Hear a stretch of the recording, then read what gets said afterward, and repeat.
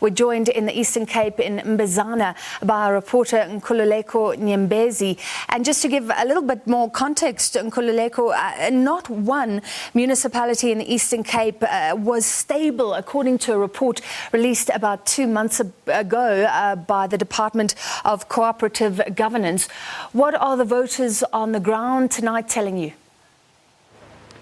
Well, it's a different story really on the ground, because we've been just crisscrossing the eastern part of the Eastern Cape, especially in Mbizana, where we visited most of the voting stations. One of the voting stations we visited this morning is in Ward 13 in a village called Nkululeko. That is where we saw a number of villagers protesting and blockading the access to the voting station. It was such an extent that they locked a gate, making sure that the IEC officials do not have an access to the voting stations. But the police came in to make sure that at least there are operations going on at that particular voting station at Nkululeko Ward 13. Then they had to use their instrument to make sure that the gate is opened.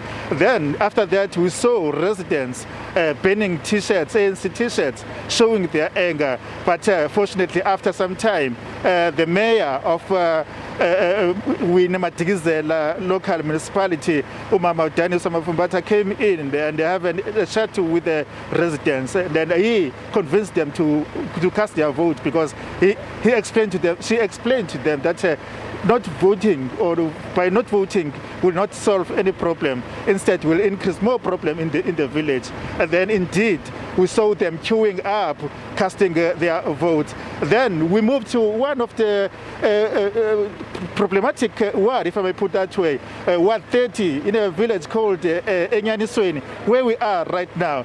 This is exactly where the voting did not even start, simply because the residents were protesting, blockading the road, digging trenches, because they were complaining about service delivery, ranging from road infrastructure, water, electricity, and RTP houses. They were calling government to make sure that they come and bring services to them. But now I've got the leader here, Tata Ubongani. Tata, you decided to blockade or to close down this station. What are the issues? The problem is never bring the service delivering to the people. The ANC is promised. Can you raise up your voice, sir?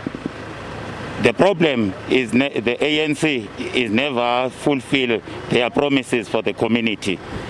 Here in Nyanisweni, there are places there's no electricity, no water, no roads, no nothing. So the people decide that now. As from 1994, is never even get one thing, only electricity here in Nyanisweni. So the people decide that it's stop to vote for the ANC, because the people lose interest in the ANC. So do you think maybe by closing, by blockading the road, by not allowing people to cast their vote, will solve problems? No, but it's same to the ANC, because as from 1994, they vote for the ANC, but it is never fulfill their promises. But what the use is of the people to vote for the ANC but doing nothing, it's better to stop to vote for the ANC. So there are allegations that some of the people were forced not to vote simply because they were threatened. Are these allegations true? No, there is no one threatened to not going to the station. All the communities agree that they never get the service to the ANC. That's why it's never vote for the ANC. So what will happen now? So now we stop voting. There is no one will go inside to the voting. Here now, I'm 100% sure that here in this stage, the ANC will get 0. Thank you very much, sir, Mr. Bongani. There you have it. As you can see, just on my background, you can see that this is a voting station that has been locked like that. Back to you to studio.